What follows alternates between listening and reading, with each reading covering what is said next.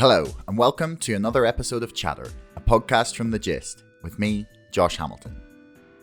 James Orr from Friends of the Earth Northern Ireland was my guest on today's show. We had an incredibly vast conversation that includes the destruction of our local environment and quality of food by industrial farming, the push by those in private industry to industrialise Northern Ireland's agriculture, systems thinking in our food production, and our place as part of a global food ecosystem. If you haven't already and you enjoyed this episode, please subscribe to the podcast and to our mailing list. And don't forget, my book, Brexit, The Establishment Civil War, is now available for pre-order on Amazon. You'll find the link in the description below. So, here's James Orr.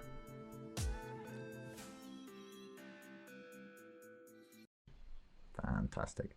Okay, so James, it's a pleasure to have you on my show. Thanks very much for agreeing to chat to me. Great, absolute pleasure to meet you, Josh, for the first time. Thanks for the invite. Yeah, well, I mean, maybe at some point in the future we'll get to meet physically rather than virtually. But that'd be nice, wouldn't it? Well, maybe by the time this goes out, we'll be moving towards that sort of thing anyway.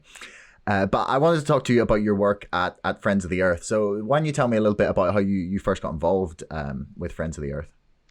Yeah, certainly. So I suppose I'm a bit long in the tooth. I've been around environmental stuff generally for many, many years. I'm a bit unusual because I don't like the term environmental. I always say I'm work for Friends of the Earth. I'm passionate about saving the earth and saving the people on the earth, but I don't like to call myself an environmentalist. And I suppose that's because of my background. I worked for local government for a while. I've worked in as sort of a lawyer. I've tried to set up some businesses, I've worked in bird conservation, I don't have a particularly varied background, but I think what it's taught me is that all the world's problems are totally interconnected and that we need to develop new ways of imagining the world. If I can get this quote right, it's from a guy who's a systems thinker called Gregory Bateson, and he was a real influence on me, when I started reading about his work, and other people like Schumacher, E.F. Schumacher as well, who wrote the book Small is Beautiful. But what Bateson said is that all the world's problems are basically as a result of the difference between how the world works and how people think.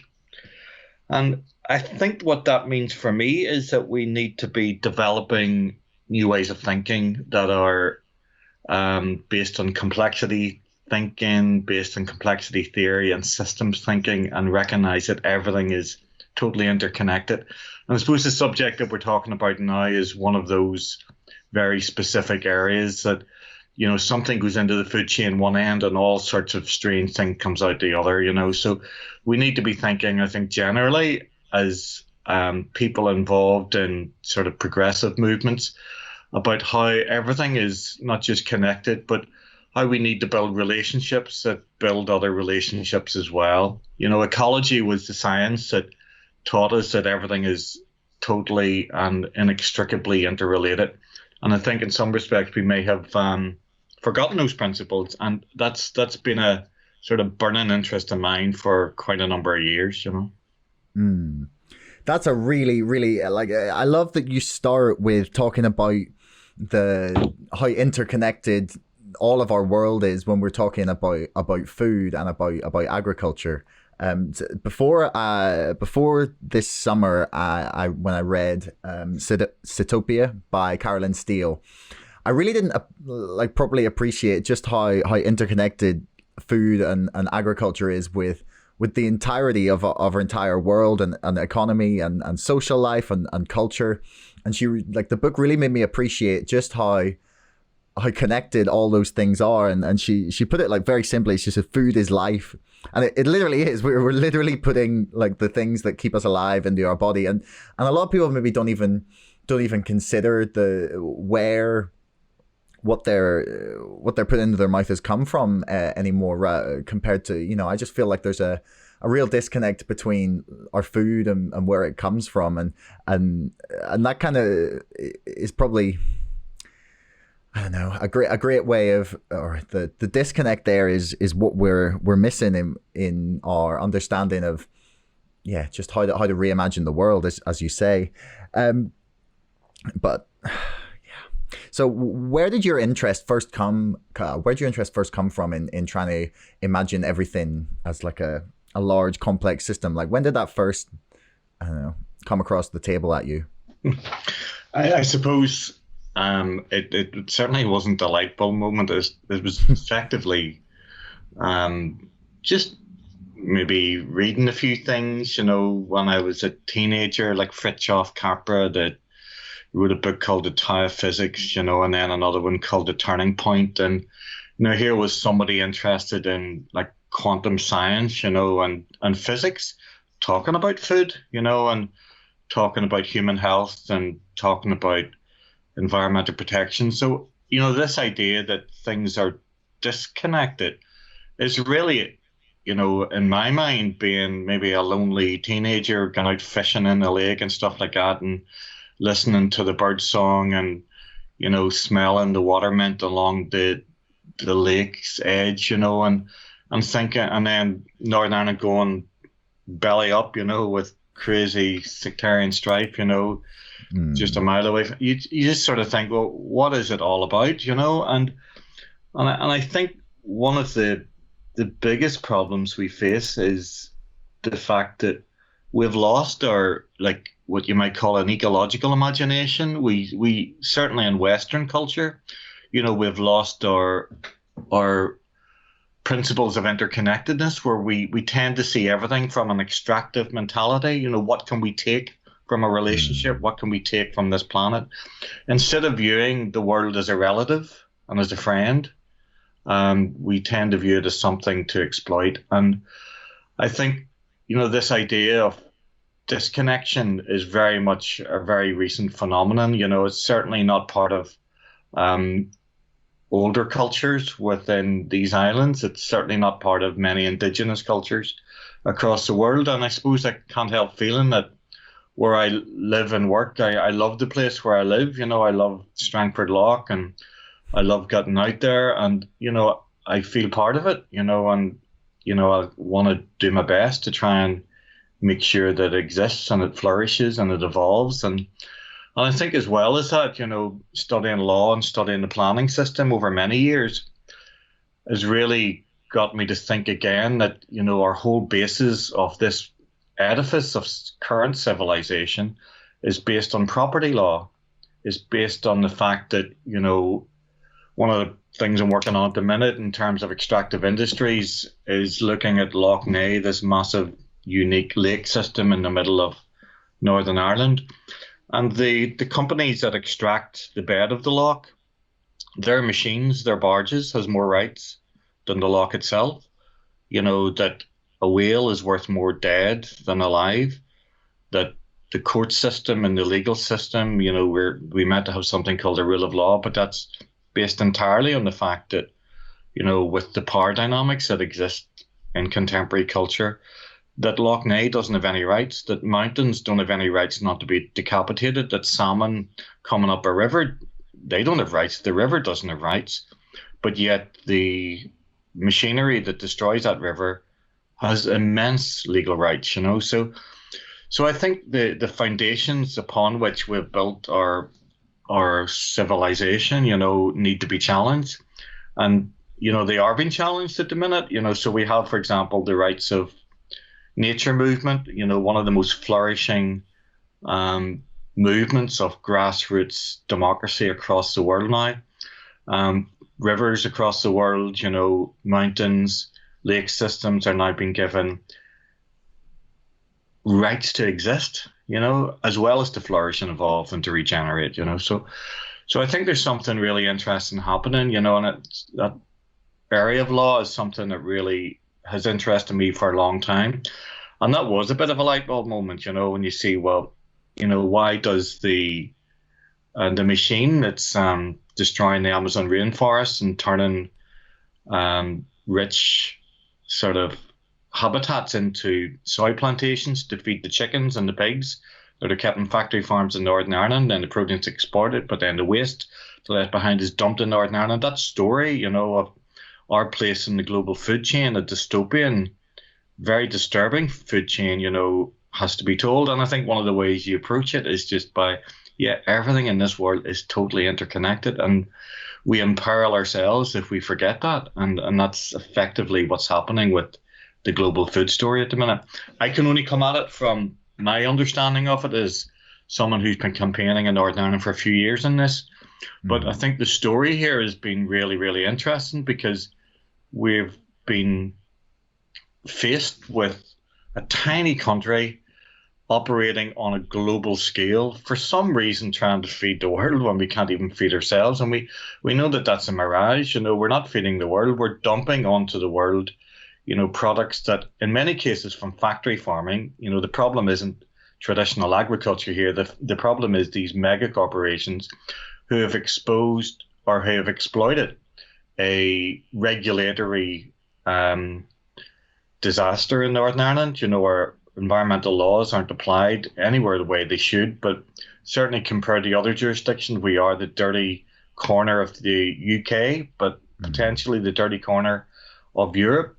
And these companies have predated that vulnerability, taken advantage of the fact that we're not good at enforcing any environmental law. And now we have, in less than 10 years, our entire ecosystems, particularly, atmospheric pollution, river and lake pollution, at saturation point. They can't cope with any more phosphates or nitrates or the waste that comes from these very intensive factory farms.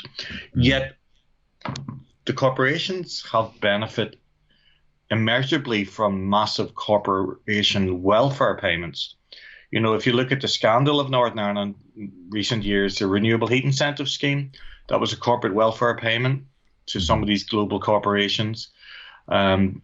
One company received half of all these massive subsidies that run into hundreds of millions of pounds. And hey presto, that company is a global food giant.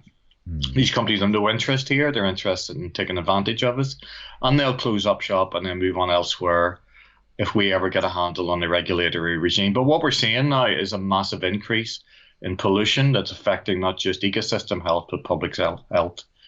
And, this juggernaut of some of these companies just doesn't seem to be stopped, even though they were involved, or the government orchestrated a complicity with these companies that led to a collapse of democracy. We didn't have a government for 3 years because of these botched schemes that were handing over hundreds of £1 million of public money to these companies. And we have another one just published in the last few weeks, another similar scheme, which runs into billions of pounds of corporate subsidy. We have a scheme recently called Gas to the West, where 90% of the beneficiaries of the fossil fuel expansion into the West and Northern Ireland are the same companies as well. So this is a huge scandal that needs exposed. And, from a systems perspective and joining the dots, the RHI inquiry that led to the breakup of government, the anaerobic digester scandal that's come out in the last few weeks, the Gas to the West, all this is entirely connected. And it's not just accidental. The collapsing of ecosystems and democracy goes hand in hand in this particular part of the world. But this was deliberately orchestrated. This was managed. This was thought out by some very clever people at the heart of government with these businesses to say, well, how can we shift the rural economy here towards a factory farming type of economy, which does nothing to support traditional families and nothing to support their local economies. And how can we get around these environmental laws, many of which are European environmental laws? How can we avoid them? How can we suppress discontent? How can we buy off, the interests of people who may complain against this? This was very carefully considered and very carefully orchestrated. And it goes from, I think, complicity in terms of these environmental crimes against natural habitats and against human health and against traditional economies. It goes from complicity to collusion on a very, very grand scale. And I think the joining of the dots of this story is fascinating, because it underlines real problems with the economy, with our democracy, and now with our ecosystem health as well. The RHI scandal was the first one, really, that you mentioned there. I just want to take the opportunity to plug our own show that we did with Sam McBride. It was a great interview, talking to him about the RHI and Burned, his book about it. It was, and one of the things we focused on was the fact that the company that was taking half of all subsidies, as you pointed out, was from Brazil, and that it wasn't even that this money was being pumped into the Northern Irish economy at the very top end. It was literally just flowing straight out of the country. It was straight from the taxpayer to the government and then out of the country. Like it was not going back into the local economy at all. It was just all the profit was just being like shipped straight out of the country, which is honestly for me one of the most tragic parts of it, because in the smallest win possible, I was hoping it's like, well, if this money is at least gone out and been given out and we have no way of protecting it, maybe at least it's in Northern Ireland and some nice hot tub dealers will get like a big bump in their business, or I don't know. The luxury goods end of the economy will do really well out of this. We did have a horse solarium. I never knew what a horse solarium was, but like a sauna for a horse. Yeah, one of those benefited from one of these so-called green energy schemes, And by the way, there's nothing wrong with anaerobic digestion or biogas in itself. That's not the issue. It's how these technologies, which we need to get ourselves out of the climate crisis, have been corrupted by a system that was sustaining an unsustainable type of economy. But it was also I think it was a Ferrari showroom as well, and the Boucher Road in Belfast got one of these schemes as well. And when we have 40% of households in fuel poverty, absolute man. No, it's shocking. Now you mentioned there that you think this is an active attempt to industrialize the entire farming industry of Northern Ireland or agriculture. Would you say that's a fair assessment of what you said, or would you? Well, yeah, absolutely. Yeah, I think there's no one would doubt that. I think it's called the Going for Growth strategy, and it was introduced by the Agri-Food Strategy Board, which was appointed by government ministers, an all-male board of people who are inextricably linked to global agri-food companies, and they sat down with government support to reshape the rural economy and to redefine what food means. The interesting thing you mentioned there, Josh, about Brazil, there was I think it was 6 months profits of 100 million handed over to one of these companies from Moy Park in Northern Ireland recently to global investors. But the problems are also global as well. These just don't cause a distortion in our local market and problems with the waste not being disposed of properly, or because we have so much of it, our land is saturated and the waterways are saturated.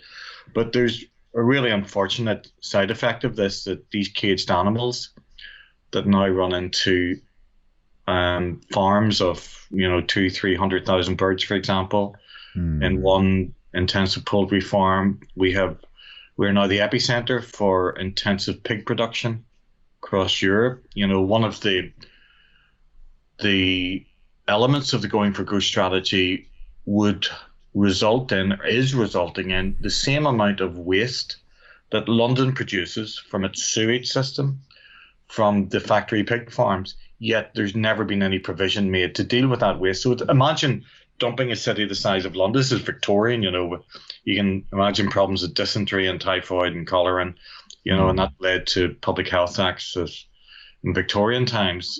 But the same situation is happening here. The equivalent amount of filth in these pig farms represents a city of 10-12 million people of London, going into a population of 1.8 million in a tiny country where nitrates and phosphates are already an endemic massive pollution problem.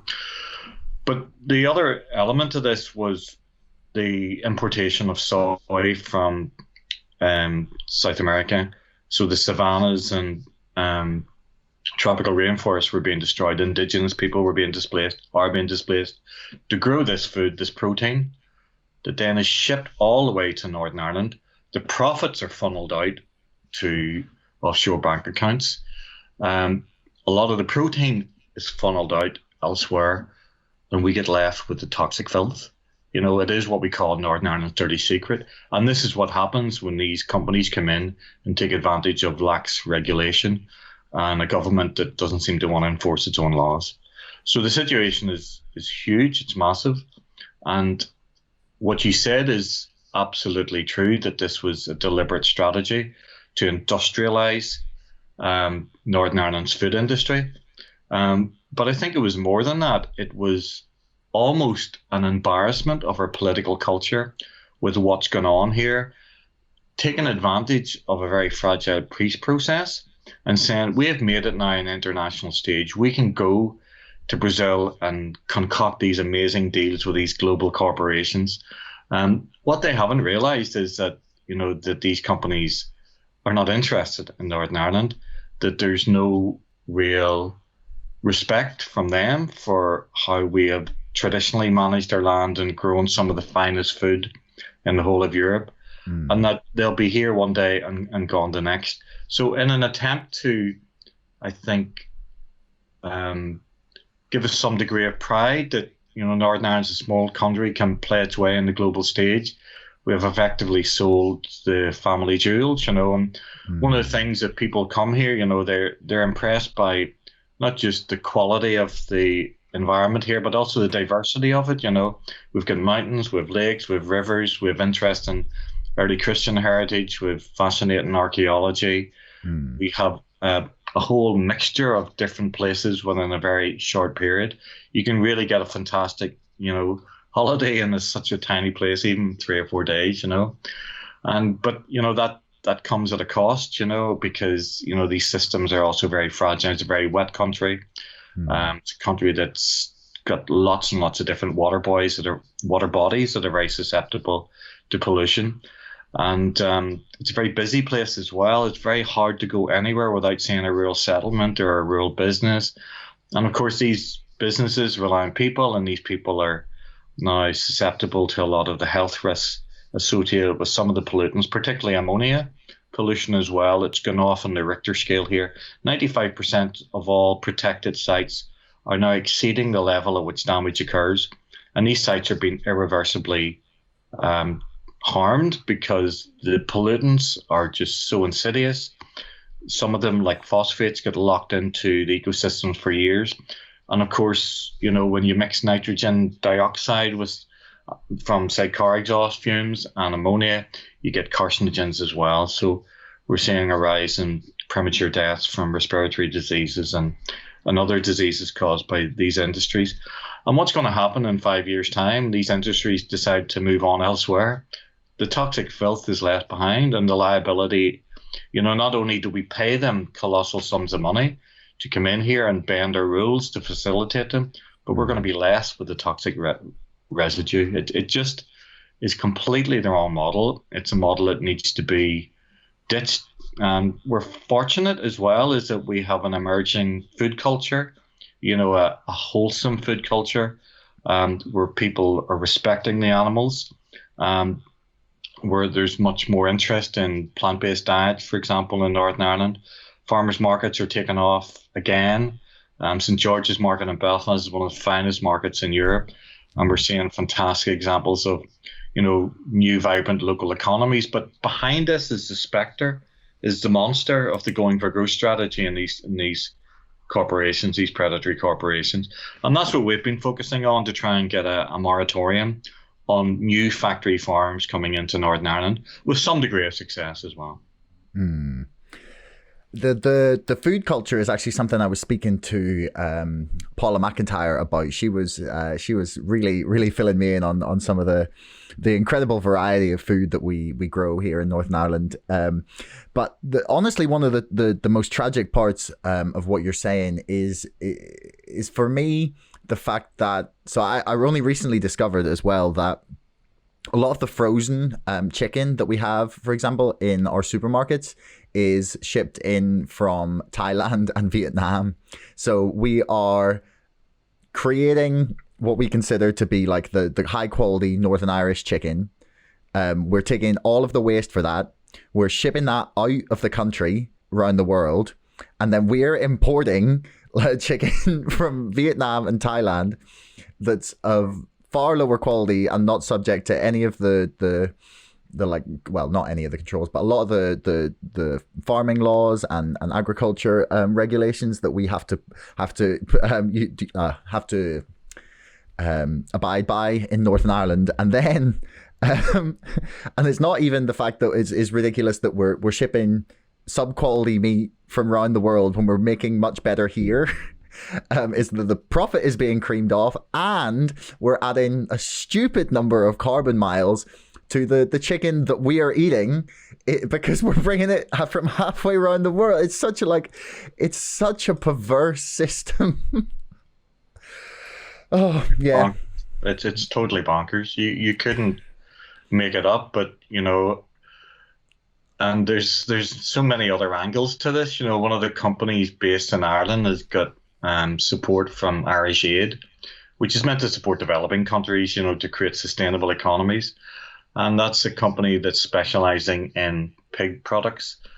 And a lot of that research is aimed at West Africa. And that's supplanting local, what you would call pig economies, subsistence economies with species whose genetic diversity is very weak, that can cause disease problems for the local pig industry. And it's predicated on very intense conditions, which these economies have never had. And we're supplanting with Irish Aid money these traditional forms of agriculture that have supported families and communities for thousands of years with, a fly-by-night industry, which is involved in destroying habitats across the world. And what's it about? It's sheer profiteering. It's nothing else. It doesn't make any sense. It doesn't make any sense economically or environmentally or health-wise or in terms of, supporting local cultures. But yeah, that's the bonkers system that we're in. Fortunately, you have to temper that with the Paula McIntyres of this world, who's just been a cheerleader for real food, proper food, wholesome food, supporting local businesses, supporting local industries. And they're beginning to flourish. They're beginning to flourish more under the lockdown. I guess it's because people are not traveling as much, but also people now realize their health is their wealth, and you don't want to be eating a lot of this factory produced material. It's not food, whatever it is, it's not food. A lot of this stuff is pretending to be food, but it's not food that sustains communities or sustains the human body. So, we're in a really interesting time.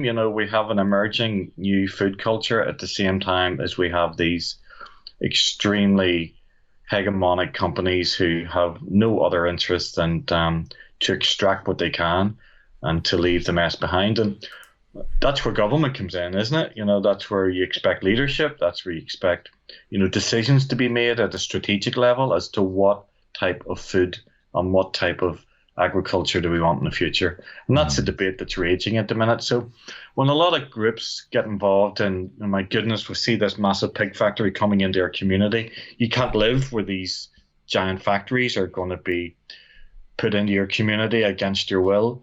And then they start asking questions, why is that law not applied? Where is this company's profits going to go to? Where do they get their foods for these captive reared animals? What's the destructive process?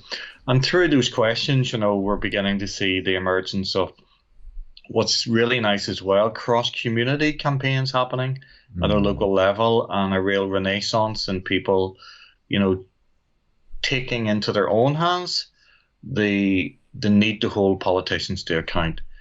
So we have some of the most tenacious, interconnected, and vibrant community groups now who are moving from local opposition to a particular, say, giant pig factory owned by one of the big farms, and moving into the consciousness change, what type of society and culture do they want in the future? And also in the structural change as well. Well, how can we better hold our systems to account, be it through judicial review or the enforcement of existing laws or better laws as well? So people are approaching this in a very interesting way. It's not just, I don't like this particular pig factory in my community. They're asking questions is, why did this happen in the first place? How is this allowed to come into my community? And what are the forces behind that? So whilst these are quite frightening prospects for local communities, and we've seen that in the evidence of gross atmospheric and wetland pollution, we're also seeing at the same time an emergence of accountability mechanisms from the bottom up, where communities are asking the right questions and holding politicians to account. Because, you've read Burns, the book by Sam McBride. You're obviously very well aware of how this has happened in Northern Ireland, but these are dramatic problems at a local level, and it's through local opposition that we're also creating the conditions for a better food culture. Because you can't simply rely on the beautiful markets and small artisan producers if you've got these monsters in the background completely changing the economic and fiscal landscape of food production here. No, I couldn't agree more. One of the biggest things about the factory farm debate is that, for me, the most striking thing isn't that people ignore that it's bad for our environment or bad for the animals. Is that it's really bad for us. Like that, like for the most selfish person in the world, that should be easy enough to understand. Like for example, I know that grain-fed beef, for example, have basically like a permanent case of indigestion, and it releases like toxins into their blood, which antibiotics are then used to suppress. But it means that the meat is filled with omega-6 fats instead of omega-3, which would be what you would get with pasture fed or just grass fed beef. And if your system is overwhelmed with omega-6 fats, then it absorbs less and less omega-3, which is really important for vision, for brain function. Like it's super important to living a healthy life. And just at that very level, it baffles me that more people aren't opposed to it. But something you mentioned there is something I've been hearing and sort of thinking a lot about, is that everything starts in the fight back at a local level.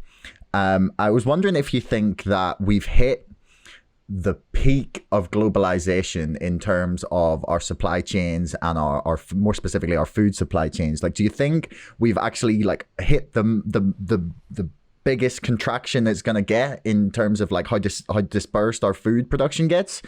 And we're going to sort of see a pushback now that's starting with, as you say, like artisan farms and sort of small local farmers markets. Do you think we're heading back in the right direction? Probably, maybe thanks to COVID a little more, with everyone getting a little more protectionist. Yeah, I think the writing is on the wall for this particular model. It's a highly egregious model that intensifies not just the conditions within which animals are kept particularly, but also it intensifies capital in very narrow sectors. And I think we're seeing the beginning of the end of it. They're not going to go out without a fight. Also, these industries are very high carbon. They're very dependent on fossil fuels. 27% of all greenhouse gas emissions in Northern Ireland comes from agriculture. It's the biggest single emitter of greenhouse gases, even more than energy production and transport production. So with a climate act coming into Northern Ireland in the next few years, these industries will have to phase out. It's simply not possible to run this type of global food chain system without compromising the health of our atmosphere and ecosystems. So it's not sustainable on all sorts of levels. We also still have in Northern Ireland, but particularly in other countries as well, very traditional forms of agriculture, brilliant grass-fed beef, brilliant grass-fed sheep, Some people still holding on to small units of eggs. Very close to where I live, something fascinating has happened in the last 5 years. I can get my eggs from someone who sells them on the side of the road with an honesty box, and they're absolutely wonderful. And I wouldn't say it's queued out, but there's always somebody there trying to get some. There's someone also out the road who just retired from politics and started growing amazing vegetables, pretty much on an organic basis. About a mile from him as well, there's another food producer, a really, really great producer of artisan rare breed pigs. They produce the most amazing pork products. And these are located just by chance, almost. But it's almost a symbol of the way things are going to go in the future as well. I can get my apples and get my eggs and get meat if I want, all within a mile of each other. I can nip out on the bike and do it, It is just remarkable. A few miles from that are some of the most intensive factory farms you could ever imagine on these islands as well. But something is changing to support those local businesses as well. And you see it in many other countries much more than the UK or Ireland. You see it in France, you see it in Italy, you see it in many parts of Germany, and also subsistence economies all around the world. There are maybe 1 billion people in food cooperatives across the world at the minute, producing very energy efficient food of extremely good quality that are selling locally. And so, there's a myth that efficiency is created by some of these big corporations. The most efficient food production systems are the localized ones that rely on regenerative organic farming.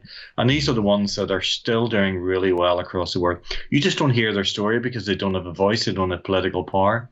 But that is the way in which things are inevitably going to go. We're going to have better food, we're going to have healthier children, we're going to live longer, we're going to taste better food, we're going to enjoy supporting local communities, and we're going to say goodbye to these multinational corporations. I mean, I think one of the greatest things that the hipster movement ever gave us was making local food cool again. But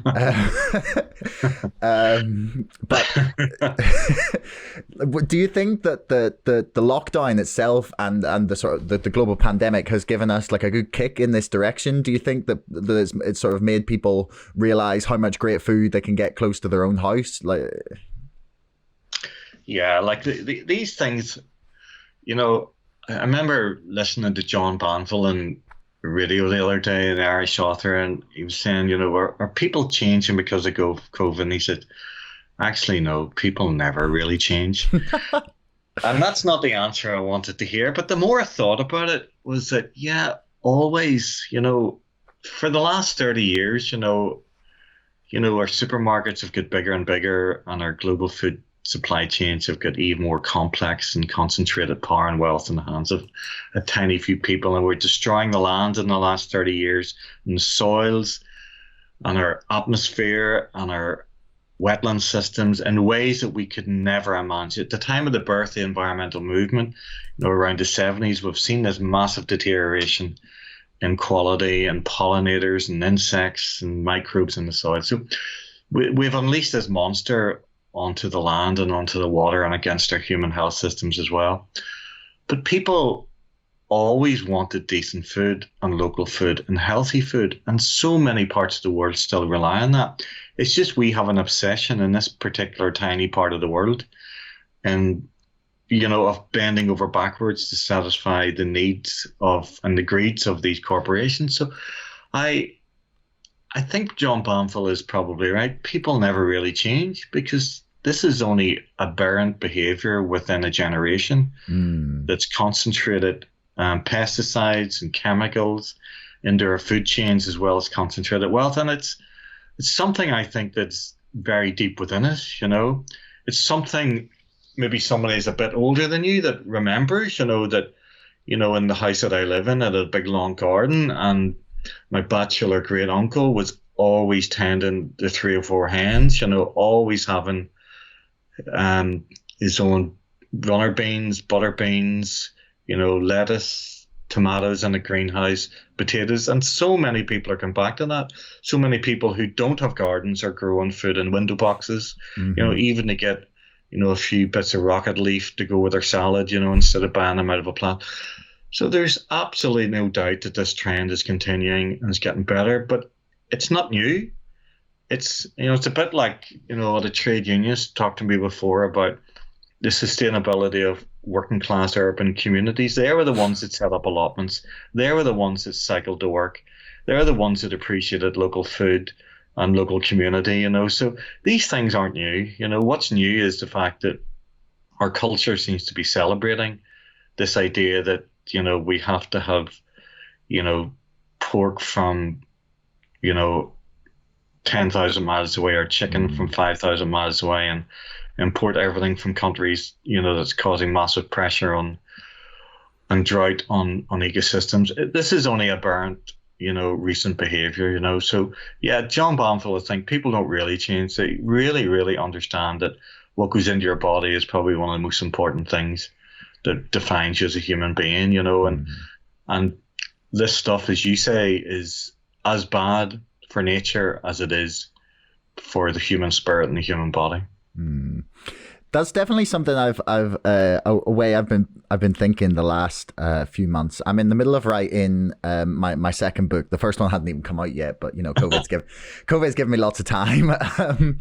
But one of the themes I'm really I've been exploring in some reading is the idea of rehumanization, so that we have just in the last 30 or 40 years really lost our connection with things that we need really deeply in our I don't want to say soul, but really in our body and our brain and our very evolution craves, social contact and interaction. That's a big one that we've lost, obviously, especially at the minute, but it's something that was already disappearing with people becoming more isolated because of just the way our entire society seems to be drifting and everyone being absorbed in their screens, and the sort of rehumanization of discovering the joy of growing something out of the ground. One of the ones that is really entertaining me is my best friend has started growing avocado trees from his little seeds that he gets in the avocados, and I mean, you're a real hipster, aren't you? It takes ages, but he's never really shown an interest or had that many plants or anything in his apartment. He's just I'm gonna start growing this avocado tree, and he's now got 3 or 4 of them on the go. So it's just little avocados with just little shoots out of them, and he says it's going to take 7 to 10 years before he's going to show through fruit. But while I was away during the summer, I was getting calls every few days, and he'd be sending me pictures and showing me, and he was so proud of the avocado tree. It's really amazing to watch, and just watching people fascinated with just you put some water on a seed and put it in the ground and something grows. It's really amazing. A very fundamental and basic level is all you need to do is put it in the ground, give it water, and wait. At the very base level, that's amazing. That's magic in a way. You're just creating something out of nothing, just giving it time.